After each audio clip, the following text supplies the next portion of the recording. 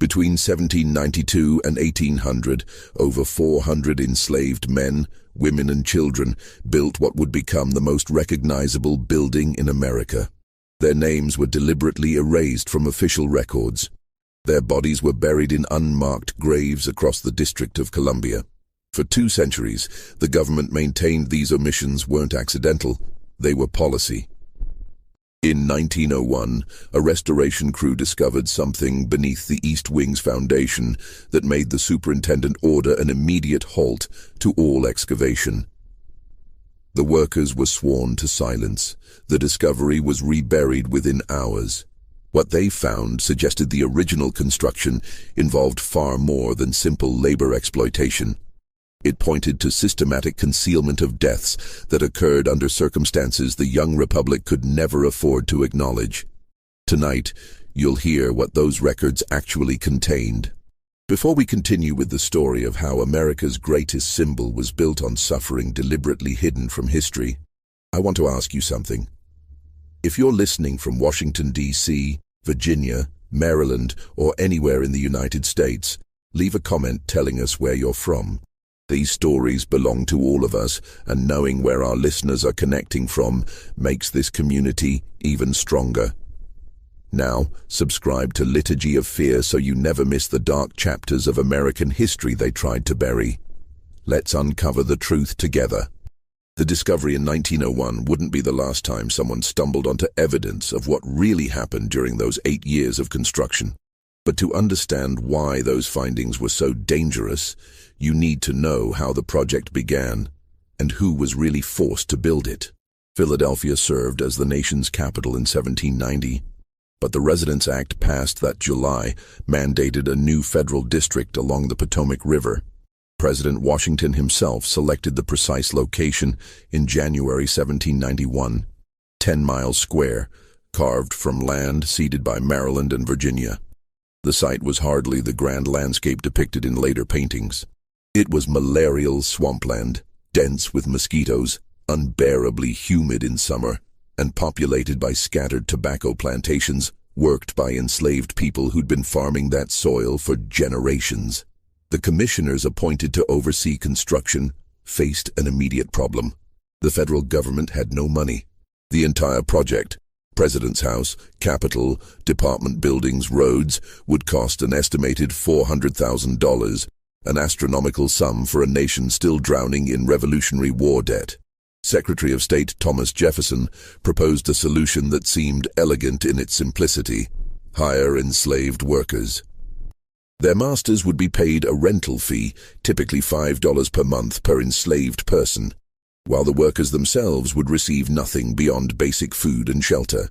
This arrangement, Jefferson argued in a letter dated March 1792, would keep costs manageable while ensuring the work proceeds without delay or complaint.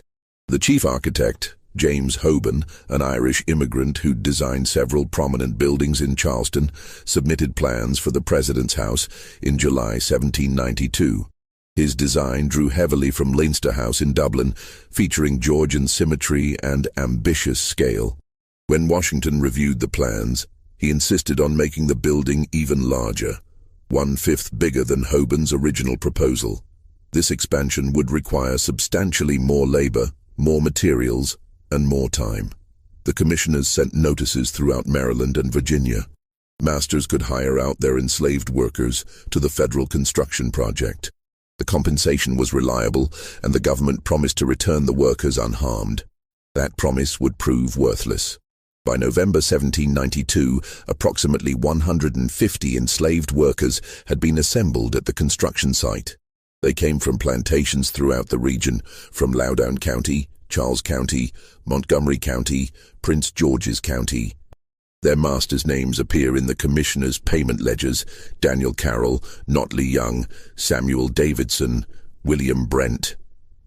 But the workers themselves were listed differently. The ledgers show only first names, sometimes not even that. Just Negro Man or Negro Boy, followed by an age estimate. Tom, age 23. Peter, age 19. A boy called Harry, perhaps 14. A man named Len, who the records suggest was over 50, too old for such brutal work, but hired out anyway because his master needed the monthly payment. The work began immediately, though winter was approaching. The first task involved clearing the site, removing trees, draining swampland, excavating the foundation. This meant working waist-deep in freezing mud, using nothing but shovels, pickaxes, and raw strength. The commissioner's letters from that first winter make brief mention of difficulties with the Negro labor due to weather, but provide no details about what those difficulties entailed. A note dated December 14, 1792, refers to the replacement of 3 workers who could not continue, without explaining why they couldn't continue or what happened to them. One worker who did leave a trace in the records was a man named Isaac, hired from a plantation owner named Samuel Hanson.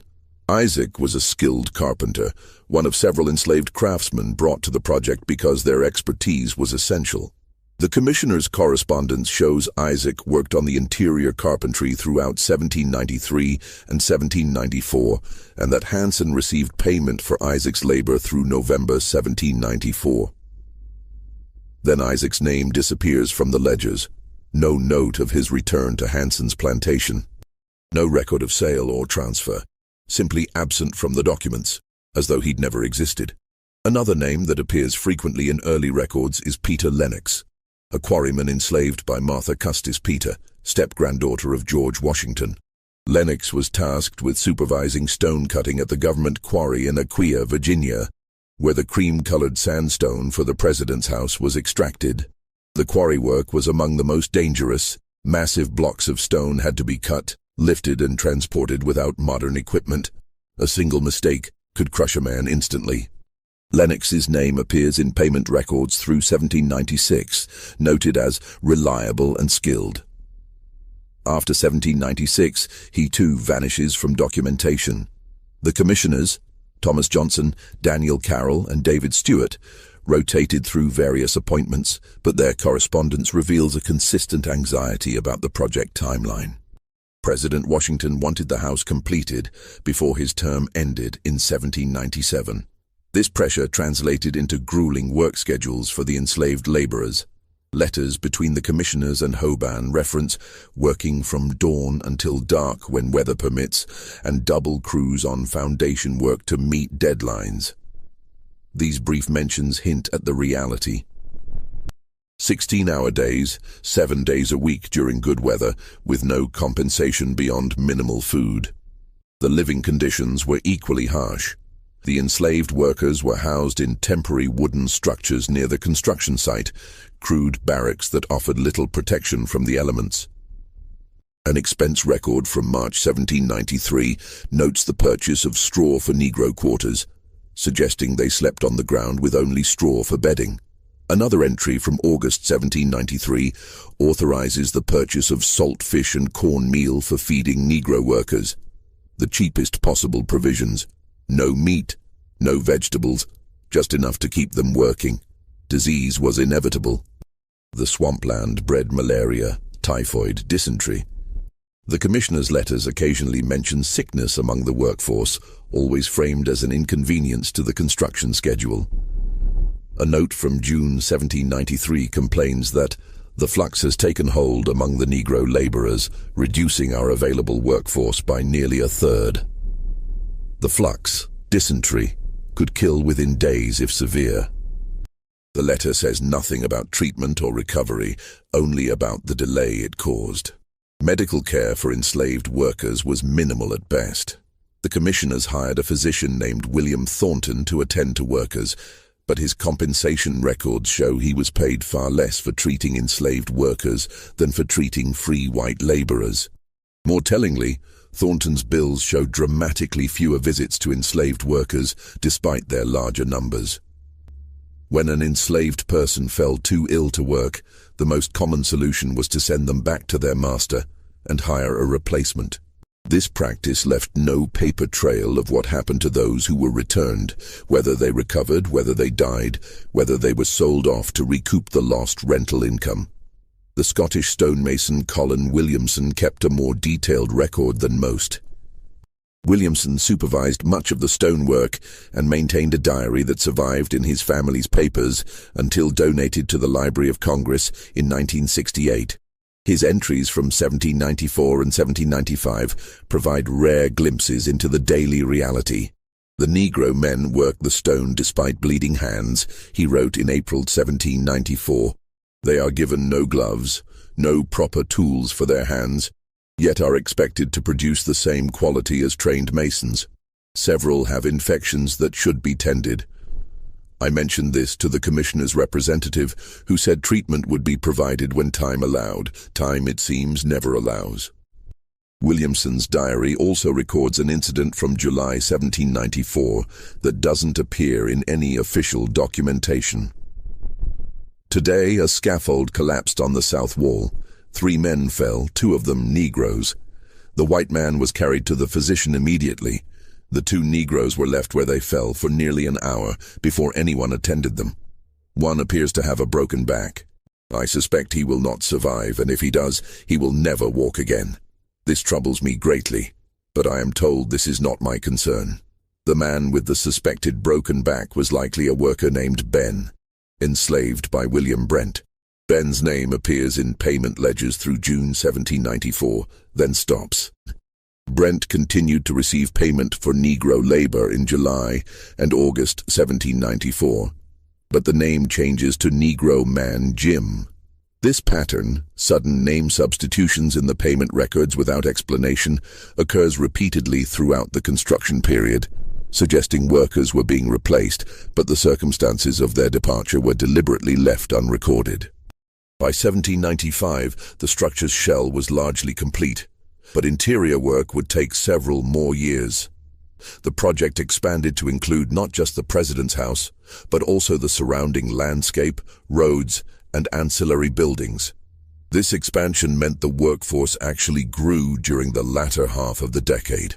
At its peak in 1798, somewhere between 400 and 500 workers labored on the site and in related operations like the quarries, brick kilns, and lumber mills. The majority were enslaved. The commissioner's papers from this period grow increasingly terse about the enslaved workforce. Earlier letters at least mentioned them by category: Negro carpenters, Negro laborers, Negro quarrymen. After 1795, the references become vaguer. Workers hired from area plantations, contracted labor, servants. This linguistic shift wasn't accidental. As the project gained prominence and public attention, the commissioners became more careful about how they documented the workforce composition.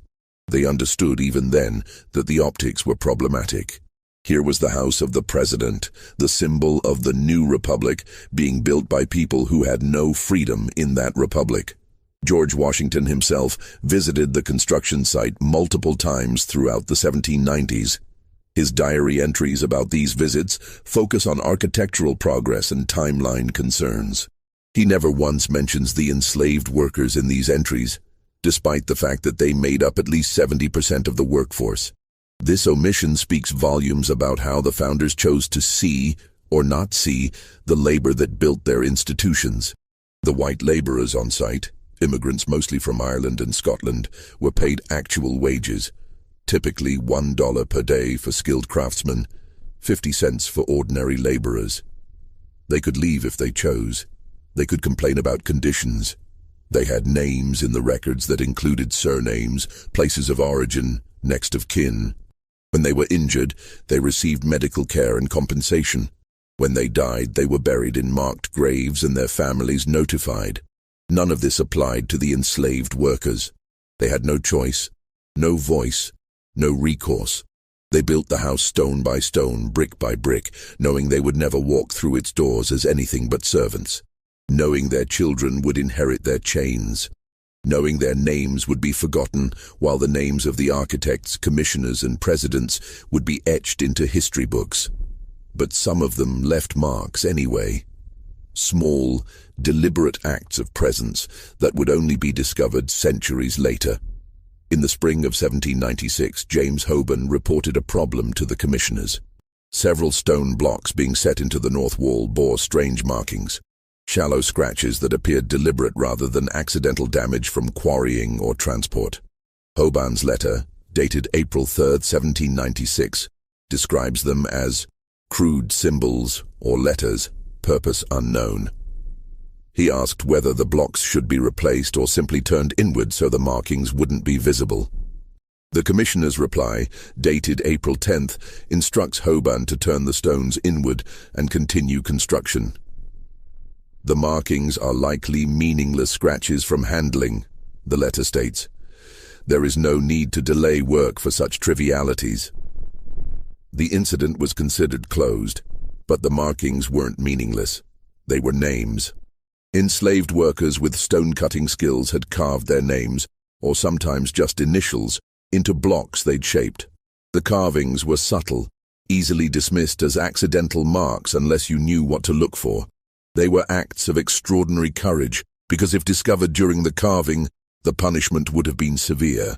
But they did it anyway, these men whose names appeared in ledgers only as Tom or Peter or Negro Man. They carved TH and PL, and sometimes full names like Isaac, into stone, then sent those stones to become permanent parts of the president's house. It was their way of saying, "We were here, we built this, remember us."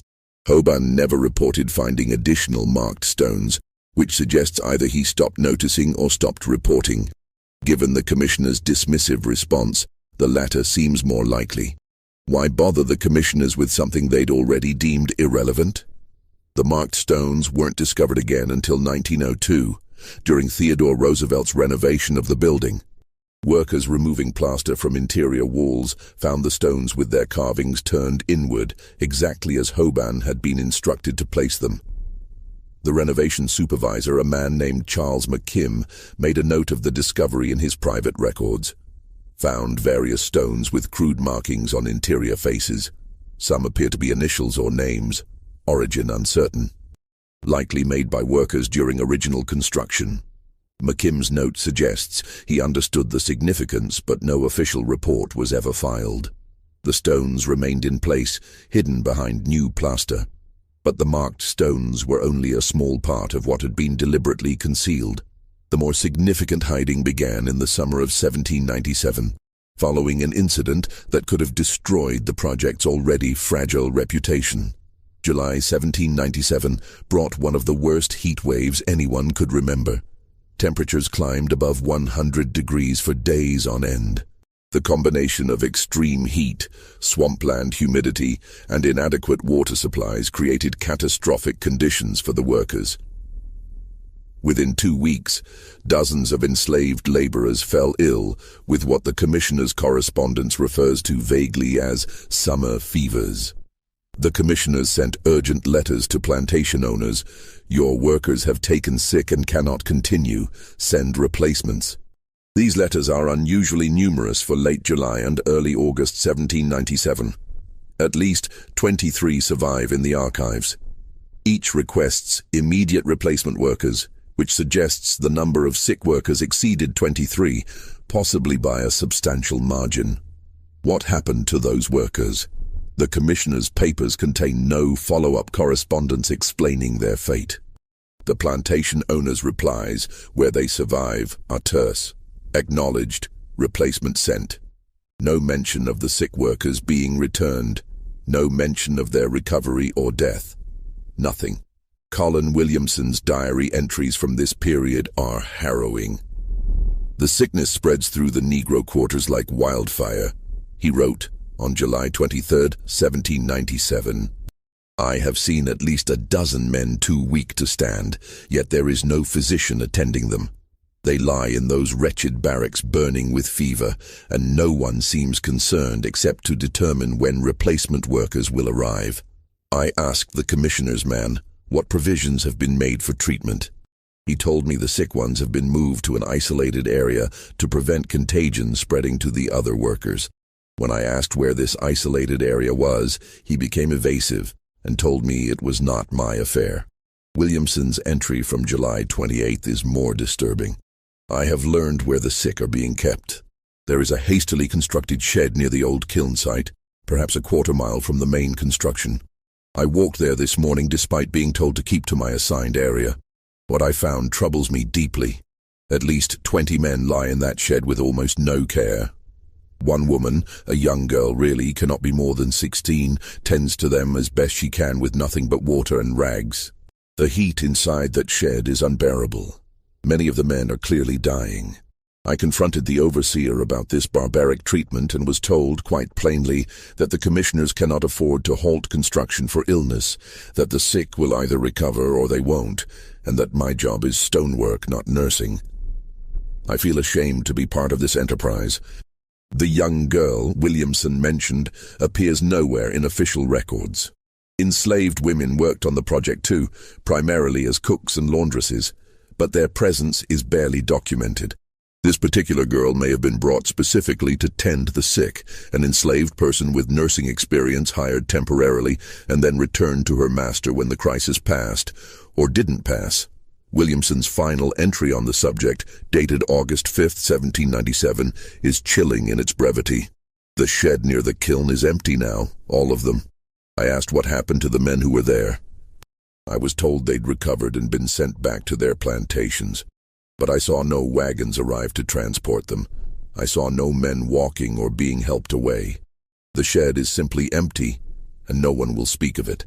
I suspect something terrible has occurred, but I have no proof and no one to tell who would care. What happened to those sick workers? If they'd truly recovered and been returned, there would be documentation. Letters from plantation owners acknowledging the return, complaints about workers arriving in weakened condition, something. Instead, there's silence. A void in the records where answers should be. One of the few surviving plantation owners' letters from this period provides a troubling hint. Samuel Hanson, the man who'd hired out Isaac the carpenter, wrote to the commissioners in September 1797, inquiring about 3 of his enslaved workers who'd been sent to the project in June. "I have received payment for their labor through July," Hanson wrote, "but they have not been returned as I expected when I sent replacement workers in August. I would like to know their whereabouts and when they might return, as I have need of them for harvest work." The commissioner's reply, dated September 18, 1797, is maddeningly vague. "The workers to which you refer were afflicted with summer illness and could not continue. Arrangements were made for their care. We will inquire into their present situation and inform you accordingly." No follow-up letter exists to show whether the commissioners ever provided that information. Hanson's subsequent correspondence contains no further mention of those 3 workers, which suggests either he received a private verbal response or he gave up asking. But some plantation owners didn't give up. In November 1797, William Brent sent a pointed letter to the commissioners demanding the return of 5 enslaved workers who hadn't come back to his plantation despite being replaced months earlier. "I have lost use of 5 able workers, for which I continue to receive payment, yet the workers themselves have not returned. This arrangement cannot continue. I demand either the return of these workers or an explanation of why they cannot return, along with compensation for their loss if they have died in federal service." This letter hit a nerve. The commissioner's reply came within 3 days, unusually fast, and its tone was defensive. "The workers to which you refer met with unfortunate circumstances during their service. Death occurred despite best efforts at treatment. We regret this outcome, but note that the work they were engaged in carried inherent risks, which were known when they were contracted. Payment to you for their labor will cease as of November 1, 1797. No additional compensation can be provided." So at least 5 of Brent's workers had died. The commissioners admitted as much when forced to. But no details were provided about how they died, where they were buried, or whether their families were notified. The letter treats their deaths as an unfortunate but unremarkable business matter. The workers died. The rental payments stopped. The matter was closed. How many others died? The commissioner's admission regarding Brent's 5 workers suggests deaths occurred but were being deliberately obscured in the records. If deaths were mentioned only when a plantation owner specifically demanded answers, how many deaths went entirely unreported because no one withstanding bothered to ask. The architectural historian who would later analyze these documents, a man named Benjamin Latrobe Jr., son of the famous architect, estimated in an 1882 private letter that between 30 and 50 enslaved persons likely perished during the president's house construction, though official records acknowledge no such thing. Latrobe based this estimate on gaps in the payment ledgers, sudden name substitutions, and the unusually high number of replacement workers requested during certain periods, particularly summer 1797. But even Latrobe's estimate might be conservative. If 50 people died during 8 years of construction with hundreds of workers employed, that would actually be a remarkably low mortality rate given the conditions. Other large construction projects of the era, canals, fortifications, harbor works, regularly saw mortality rates of 10 to 15% among enslaved workers. If that rate applied to the president's house, with an estimated 400 to 500 enslaved workers cycling through the project, the death toll could have been 40 to 75 people. Where were they buried? This question leads to the discovery that superintendent made in 1901, the one that caused immediate halt to excavation and sworn secrecy among the workers. The restoration project that year involved reinforcing the East Wing's foundation. Workers dug down to expose the original foundation stones laid in 1792. About 6 feet below the current ground level, they found bones. Human bones.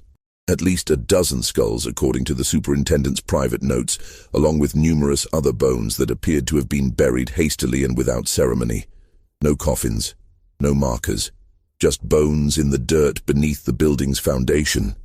The superintendent, a man named Henry Reed, immediately recognized the implications. If news spread that human remains had been found buried in unmarked graves beneath the White House, it would trigger investigations, questions, and potentially massive public scandal. Reed made a decision that afternoon: rebury the bones exactly where they'd been found, tell no one outside the work crew, and continue with the renovation in a different area of the foundation. Reed kept a personal diary, which his descendants donated to the National Archives in 1978. His entry from October 12, 1901, describes the discovery in detail. We found them approximately 6 feet down, just outside the original eastern foundation line. The bones were mixed together with no attempt at proper burial I could discern. Some skulls showed damage consistent with trauma, though I am no medical expert.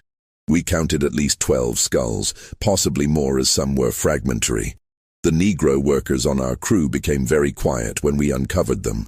One old man, a fellow named Joseph, who's worked on the grounds for 40 years, said he'd heard stories from his grandfather about workers buried near the house during original construction.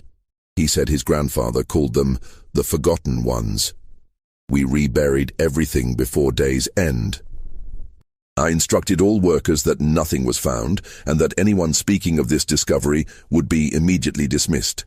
I then moved the foundation work to the western side. I could not risk this becoming public knowledge. I confess I felt quite ill all evening thinking of those poor souls buried like refuse beneath this great house. Reed never filed an official report about the discovery. He never told the president's staff or the Interior Department. He simply ensured the bones remained hidden and took the secret to his grave in 1924. Only the discovery of his diary decades later revealed what had been found and buried again. The bones raised terrible questions. If enslaved workers had been buried right outside the foundation, had they died during construction and been disposed of as quickly and quietly as possible? Were these some of the workers who disappeared from the records in summer 1797? Were there more burial sites elsewhere on the grounds that had never been discovered? Reed's diary mentions that the bones showed damage consistent with trauma. This could mean many things: injuries from construction accidents, the physical toll of brutal labor, or even violence. The diary doesn't elaborate, and without proper forensic examination, which Reed refused to allow, the truth about how these people died would remain forever unknown. What is certain is that at least a dozen human beings were buried in unmarked graves on the White House grounds, and that this fact was deliberately concealed not just in 1797, but again in 1901, when the evidence was literally in hand.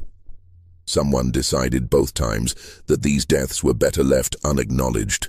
But the question of who made that decision in 1797, and whether the deaths were truly accidents or something worse, would haunt the project's later history. The President's House wasn't completed until November 1800, when John Adams became the first president to occupy it. By then, most of the enslaved workers who'd built it had been returned to their plantations, scattered across Maryland and Virginia, their role in creating the building already being written out of the official narrative. The Commissioner's final report on the project, submitted in December 1800, is a masterpiece of omission. It details every architectural feature, every cost, every challenge overcome. It praises James Hoban's design and George Washington's vision. It thanks the skilled craftsmen who brought the building to life. It never once mentions that the majority of those craftsmen were enslaved people who received no payment, no recognition, and in some cases, no burial. Thomas Jefferson moved into the house in March 1801 after his inauguration. Jefferson brought his own enslaved workers from Monticello, cooks, servants, laborers to maintain the grounds. For Jefferson, the presence of enslaved people in the building wasn't ironic or contradictory, it was simply the way things were.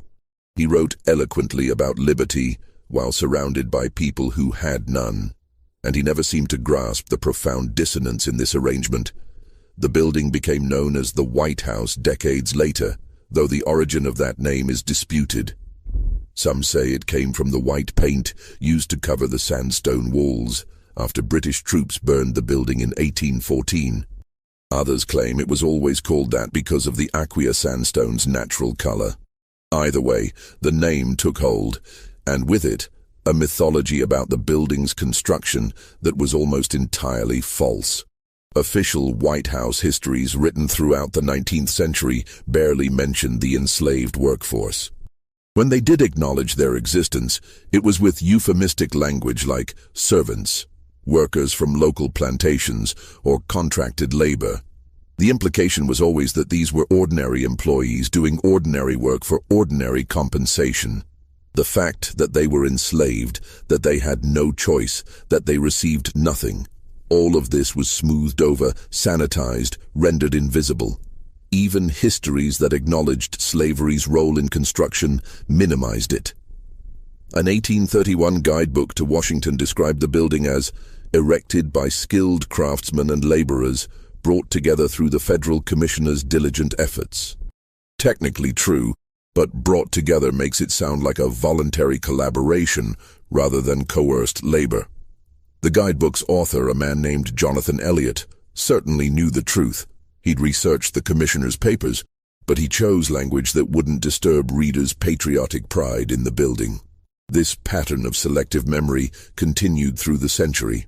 When major renovations occurred in the 1820s, 1830s, and 1860s, newspapers covered them extensively, but never thought to investigate who'd built the original structure or under what conditions.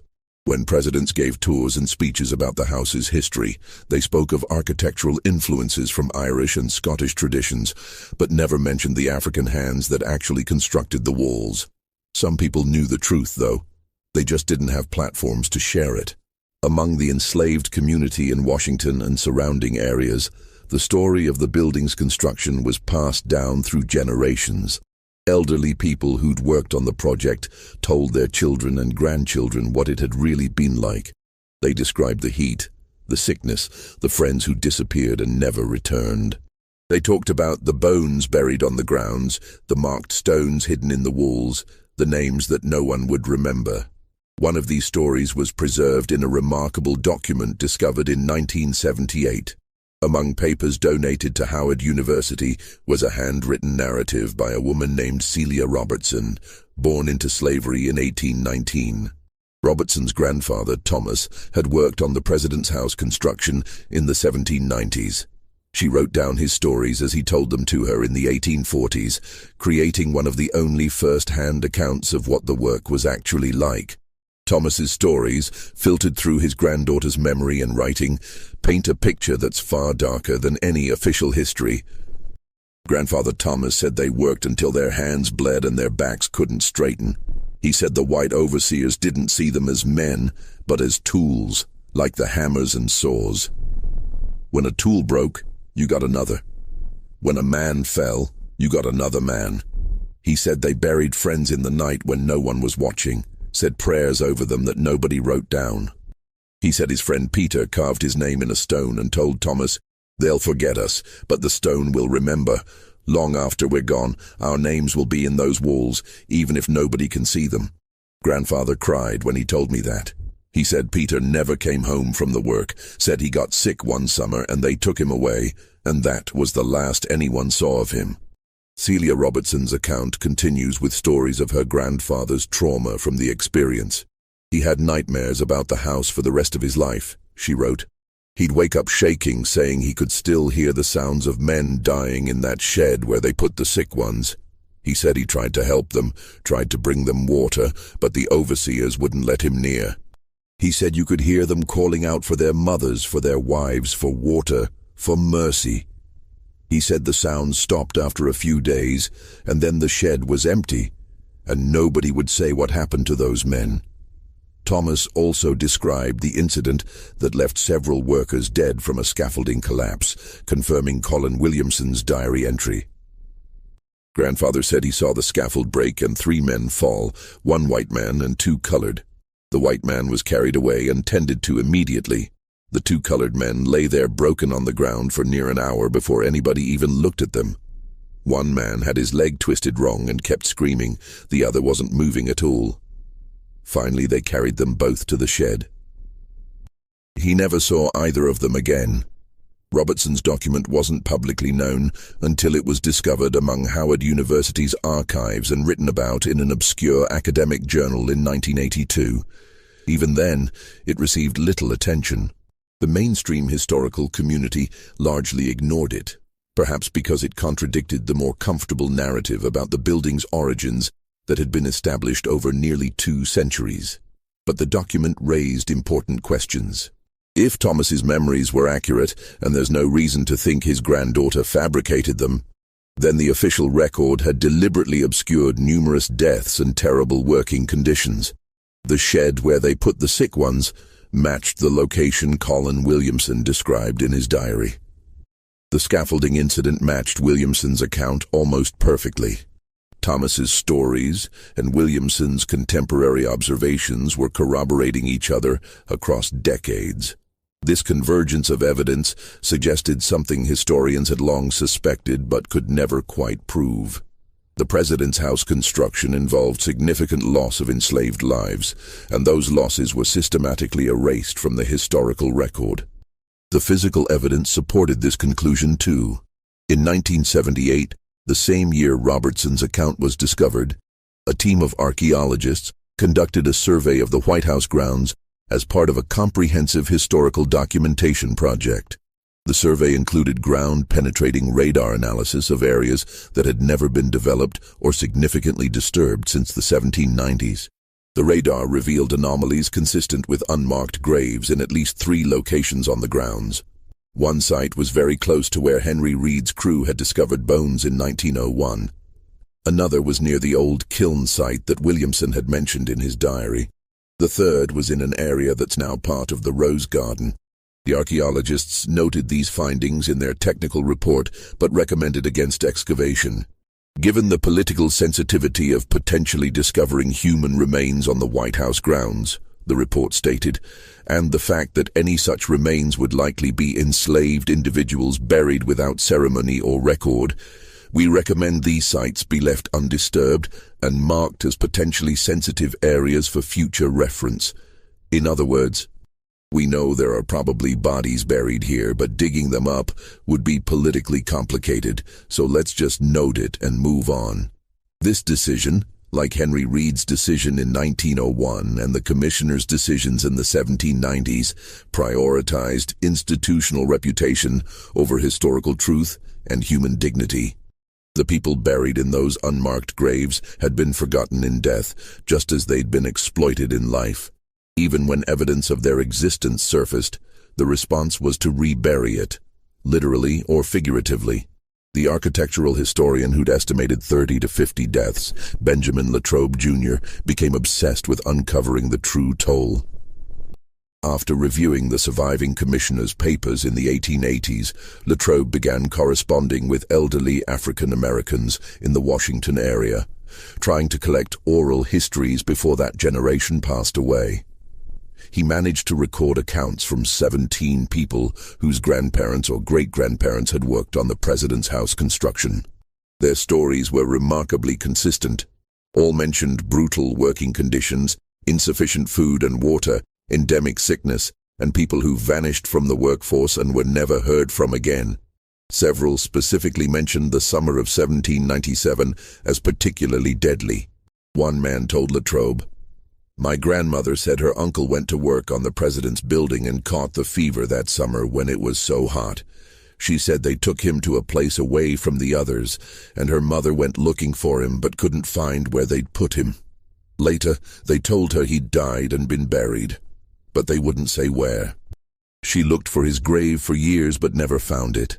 Latrobe compiled these accounts into a manuscript he hoped to publish as a corrective to the sanitized histories.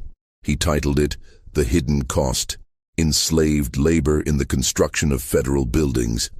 But no publisher would touch it. Latrobe tried for 5 years to get the manuscript published, but the rejections were unanimous. Too controversial, not appropriate for current readership, lacks sufficient documentation, and most tellingly, would damage the reputation of venerable institutions. Latrobe died in 1887, bitter and frustrated. His manuscript remained unpublished until 1934, when a small academic press released it in an edition of just 500 copies. It sold poorly and quickly went out of print. The book is now extremely rare. Most copies were lost or destroyed over the years. Only about 24 copies are known to exist today, scattered among university libraries and private collections. Even when the truth was documented and available, it couldn't gain traction against the established narrative. The mythology of the White House as a symbol of democratic ideals and American values was too powerful, too important to national identity. Acknowledging that it had been built on the backs of enslaved people who died unmarked and forgotten, that acknowledgement would require confronting uncomfortable truths about the nation's founding that most Americans weren't ready to face. So the truth remained buried, quite literally in some cases, beneath decades and then centuries of silence. The president's house wasn't completed until November 1800, when John Adams became the first president to occupy it. By then, most of the enslaved workers who'd built it had been returned to their plantations, scattered across Maryland and Virginia, their role in creating the building already being written out of the official narrative. The commissioner's final report on the project, submitted in December 1800, is a masterpiece of omission. It details every architectural feature, every cost, every challenge overcome. It praises James Hoban's design and George Washington's vision. It thanks the skilled craftsmen who brought the building to life. It never once mentions that the majority of those craftsmen were enslaved people who received no payment, no recognition, and in some cases, no burial. Thomas Jefferson moved into the house in March 1801 after his inauguration. Jefferson brought his own enslaved workers from Monticello, cooks, servants, laborers to maintain the grounds. For Jefferson, the presence of enslaved people in the building wasn't ironic or contradictory, it was simply the way things were. He wrote eloquently about liberty while surrounded by people who had none, and he never seemed to grasp the profound dissonance in this arrangement. Among the enslaved community in Washington and surrounding areas, the story of the building's construction was passed down through whispered conversations and quiet warnings. Elderly people who'd worked on the project told their children what it had really been like. They described the heat, the sickness, The friends who disappeared and never returned. They talked about the bones buried somewhere on the grounds, the marked stones hidden in the walls, the names that no one would remember. One such story survived in a remarkable way. In 1843, a woman named Celia Robertson, born into slavery in 1819, began writing down her grandfather Thomas's stories about working on the president's house in the 1790s. She kept these writings hidden, knowing that enslaved people caught with written materials could face severe punishment. Her account, preserved secretly and passed down through her family, would remain unknown to historians for generations. Thomas's stories, filtered through his granddaughter's careful memory and secret writing, painted a picture far darker than any official history. Grandfather Thomas said they worked until their hands bled and their backs couldn't straighten. He said the white overseers didn't see them as men, but as tools, like the hammers and saws. When a tool broke, you got another. When a man fell, you got another man. He said they buried friends in the night when no one was watching, said prayers over them that nobody wrote down. The account continued with stories that matched details from other sources. He said his friend Peter carved his name in a stone and told Thomas, "They'll forget us, but the stone will remember. Long after we're gone, our names will be in those walls, even if nobody can see them." Grandfather cried when he told me that. He said Peter never came home from the work, said he got sick one summer and they took him away, and that was the last anyone saw of him. Thomas also described the shed near the kiln where sick workers were taken during that terrible summer of 1797. Grandfather said he tried to help them, tried to bring them water, but the overseers wouldn't let him near. He said you could hear them calling out for their mothers, for their wives, for water, for mercy. He said the sound stopped after a few days, and then the shed was empty, and nobody would say what happened to those men. He had nightmares about it until the day he died. If you're finding this story as disturbing as it truly is, take a moment to like this video and leave a comment with your thoughts. What do you think happened to those men in that shed? The theories and discussions in the comments help us all understand these dark chapters of history together. And if you haven't subscribed yet, do it now, because stories like this need to be told and remembered. Celia Robertson's account remained hidden in her family for decades after her death in 1889. By then, official histories of the president's house had already solidified into comfortable mythology that barely acknowledged enslaved labor at all. An 1831 guidebook described the building as erected by skilled craftsmen and laborers brought together through the federal commissioner's diligent efforts. The phrase "brought together" made coerced labor sound like voluntary collaboration. Meanwhile, occasional evidence would surface that contradicted the sanitized narrative, only to be quickly buried again. In 1867, during Andrew Johnson's presidency, workers repairing foundation damage from decades of settling discovered several artifacts that had clearly been left by 18th century laborers. Among them was a small wooden disc, about 2 inches in diameter, with careful carving on both sides. One side had the initials PL. The other side had what appeared to be a date, 1796. The maintenance supervisor recognized this might be significant and reported it to the White House steward. The steward examined the disc, noted it in his daily log as curious article found during repair work, appears old, and placed it in a storage cabinet. No further investigation was conducted. The disc sat forgotten in that cabinet, while the man whose initials were carved on it, likely Peter Lennox, remained as forgotten as he'd been for 70 years. That same year, something else was discovered that the White House steward did not record in his official log, though he mentioned it in a private letter to his brother, dated September 14, 1867. During foundation repairs this month, the workers uncovered what appeared to be human remains in the soil near the eastern wall. Old bones, several skulls. The workers became quite agitated, especially the colored men on the crew. I consulted with the president's secretary about what should be done. We agreed the matter was best handled quietly. The bones were reburied in the same location, and the repair work continued in a different area.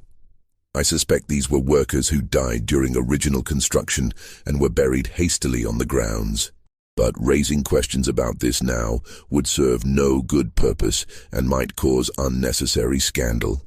The steward's decision to rebury the bones and stay silent set a precedent that would be followed again decades later. The dead would stay buried. The questions would stay unasked. In 1891, the Interior Department commissioned a historian named Herbert Bancroft to write a comprehensive history of federal buildings. Bancroft was given access to archives that previous historians had never seen, including correspondence between the commissioners and plantation owners that had been stored in a War Department warehouse and largely forgotten. What Bancroft found in those yellowed letters disturbed him deeply. He found the exchange between William Brent and the commissioners, in which they admitted 5 of Brent's workers had died.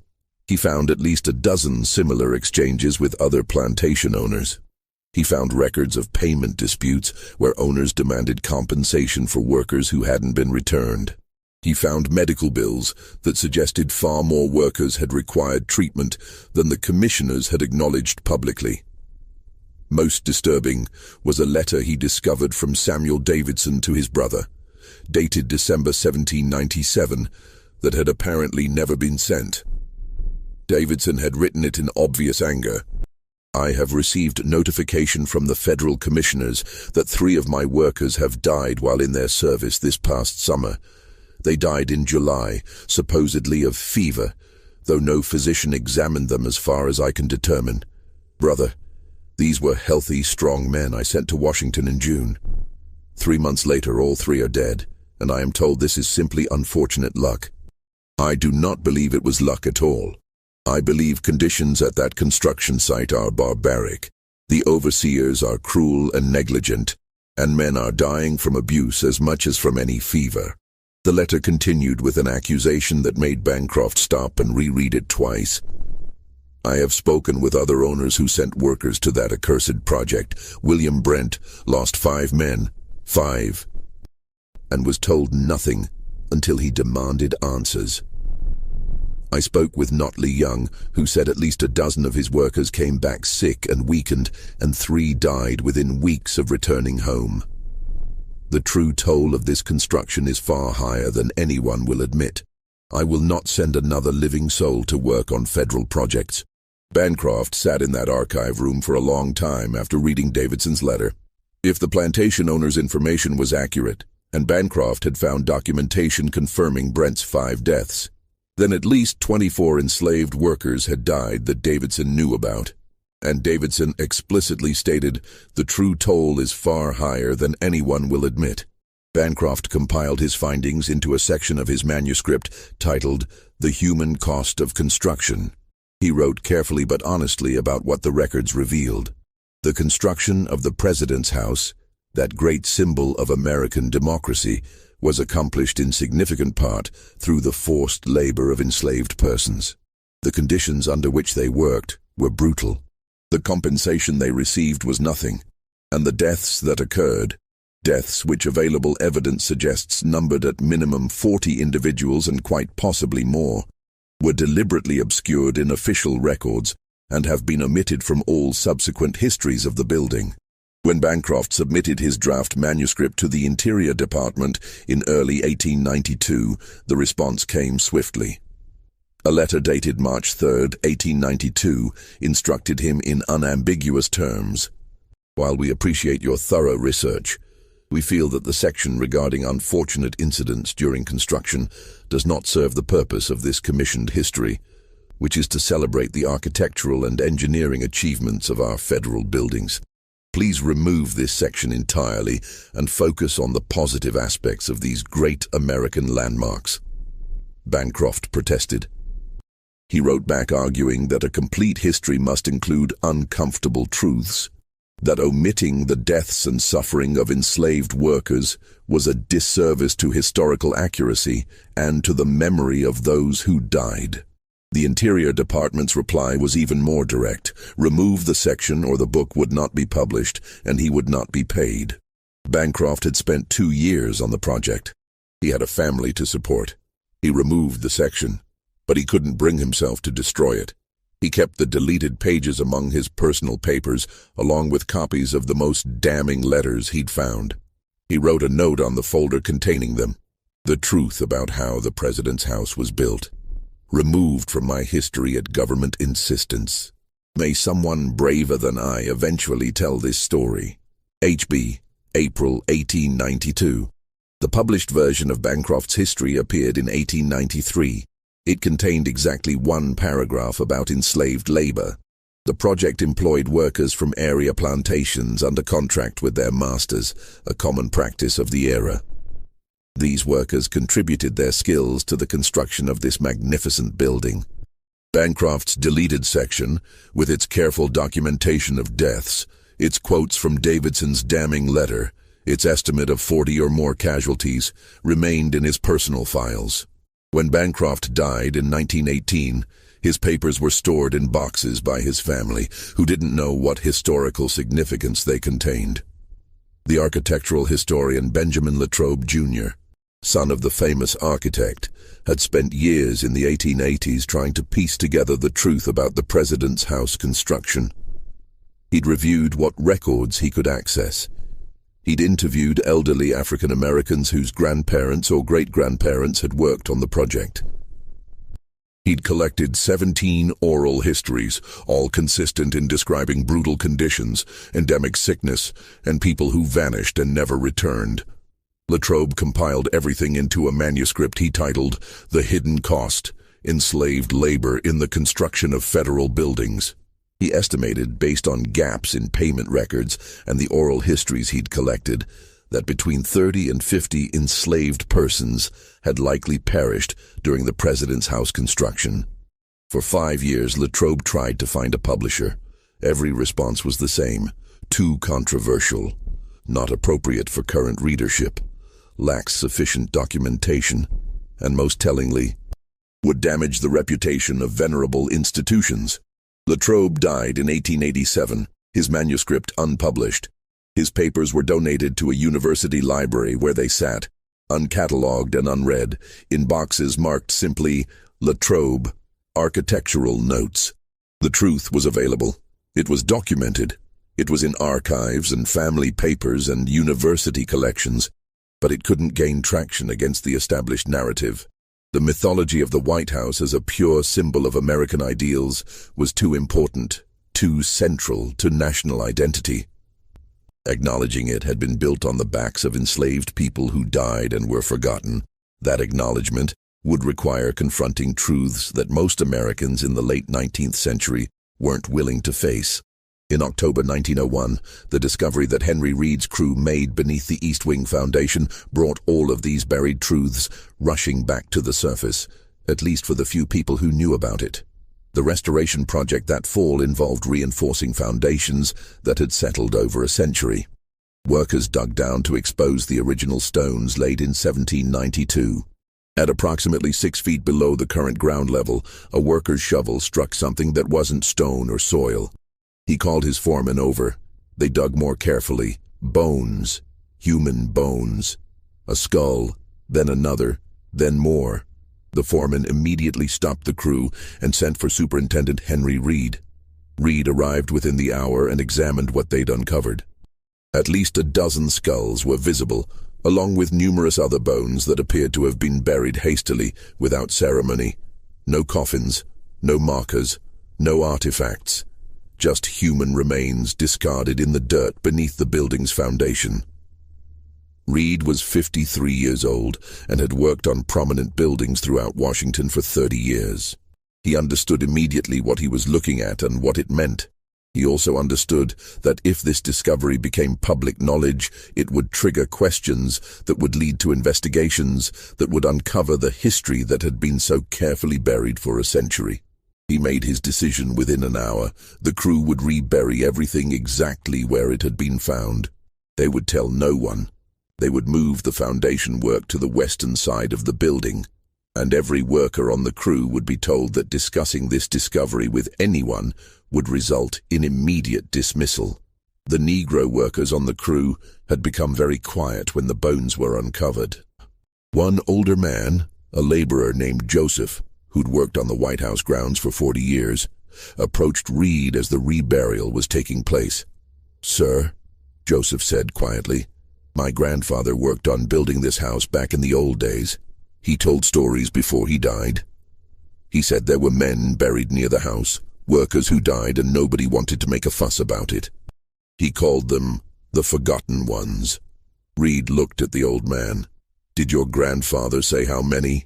"He didn't know for certain, sir, but he said it was more than a few. He said there was a bad summer, terrible hot, and a lot of men got sick. He said they took the sick ones away to a shed somewhere, and after a while you didn't hear them anymore. He said folks knew they'd died, but nobody would say it plain. Just buried them quiet and kept working." Reed nodded slowly. "Thank you for telling me that, Joseph. But this discovery, what we found today, it doesn't leave this work site. You understand?" "Yes, sir, I understand." Joseph paused. "But those men deserve better than being buried twice with no one knowing." "I know they do," Reed said. "But that's not a decision I can make." That evening, Reed sat in his room at a boarding house near the White House and wrote in his personal diary, "We found them today. At least 12 skulls, possibly more, buried roughly outside the original Eastern Foundation. No coffins, no markers, no dignity. Some skulls showed damage that might be from trauma, though I'm no expert." Joseph, one of our Negro workers, said his grandfather told stories about workers buried near the house during construction. He called them the Forgotten Ones, an apt name. "We reburied everything this afternoon. I've told the crew that anyone who speaks of this will be dismissed immediately. I've moved the foundation work to the west side. This discovery cannot become public knowledge. But I confess I felt ill all evening thinking of those souls buried like refuse beneath this great symbol of our republic." Reed never filed an official report. He never told the president's staff or the Interior Department. He kept the secret until his death 23 years later, and only his private diary, which his family kept but never read carefully, preserved any record of what had been found. The bones that Reed and his crew reburied that October afternoon in 1901 remained in the ground, as forgotten in the 20th century as they had been in the 18th.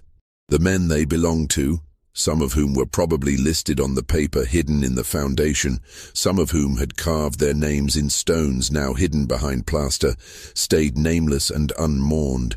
But the discovery raised questions that Reed couldn't help but think about, even though he'd never asked them aloud. If at least 12 people were buried right outside the Eastern Foundation, how many more were buried elsewhere on the grounds? The property covered 18 acres. Were there other burial sites that had never been disturbed? How many people had really died building this house?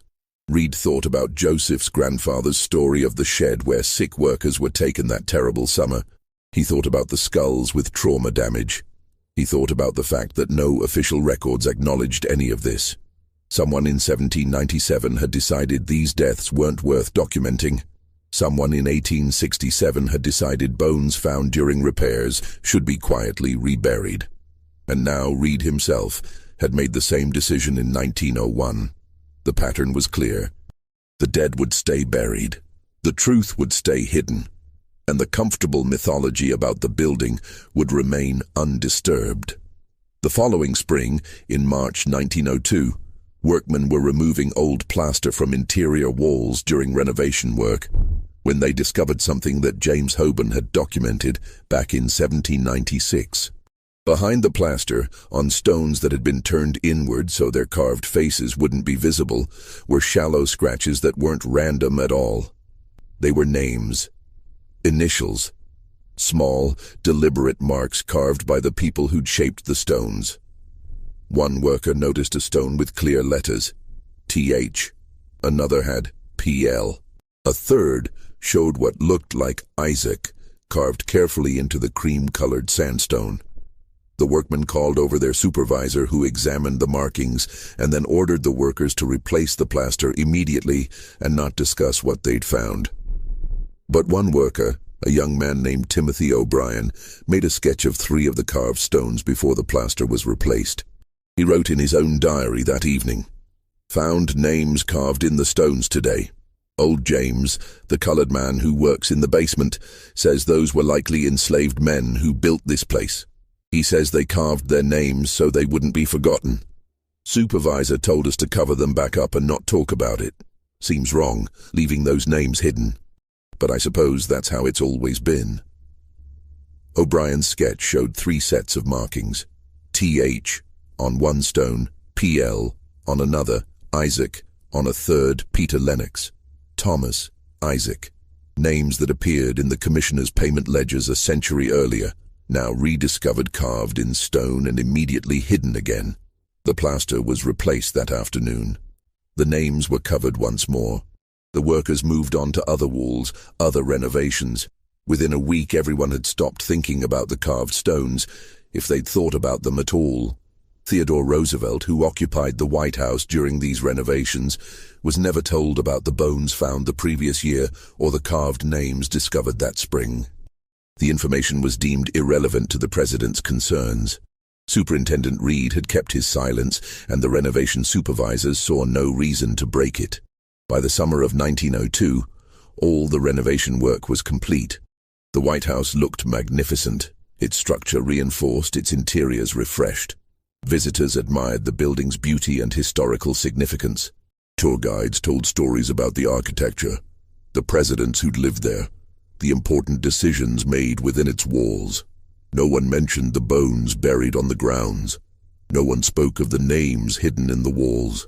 No one acknowledged the price that had been paid to build this symbol of American democracy. In plantation communities throughout Maryland and Virginia, elderly people still told stories about grandparents or great-grandparents who'd worked on the president's house construction and never came home. These stories were passed down through generations, preserved in African-American families even as they disappeared from official history. But by 1902, most of those elderly storytellers had died. Their children remembered some of the stories, but the details grew vaguer with each generation. Names were forgotten, specific incidents blurred together. The truth became harder to distinguish from embellishment or confusion. Celia Robertson had died in 1889, and her carefully hidden writings about her grandfather Thomas's experiences remained secreted away, unknown to anyone outside her immediate family. Herbert Bancroft's deleted manuscript section sat in a box in his study. Benjamin Latrobe Jr.'s unpublished book gathered dust in a university storage room. The White House steward's 1867 letter to his brother about finding bones had been discarded after his brother's death. Henry Reed's diary sat on a shelf in his bedroom, unread by anyone.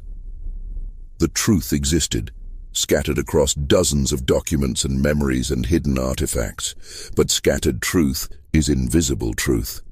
Without someone to gather the pieces, to insist they mattered, to force the uncomfortable questions, the truth might as well not exist at all.